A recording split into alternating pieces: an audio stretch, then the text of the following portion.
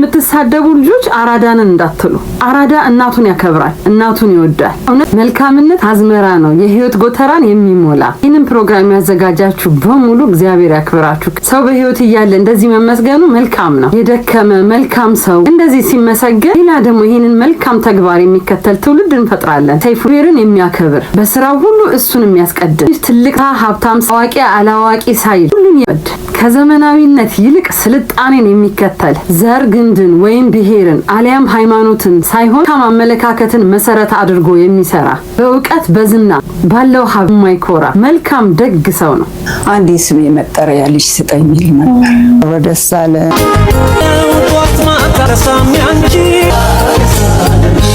ሰይፉ መንፈሰ ጠንካራ ሆኖ የሚወረወርበትን ቃላቶች፣ ስድቦች፣ ነቀፋ በሙሉ አልፎ እዚህ ደርሷል። የዚህ የጀግና እናት ግን ትችላለች? አትችልም። ይህ እናት ነኝ የኔ ስስ ጎኔ ልጄ ናት። ልጄን ሲናገሩብኝ አልወድም። የኔ ልጅ እንደዚህ ደርሶ ሰዎችን ረዳልኝ የምትል እናት ይሄ ይገባት።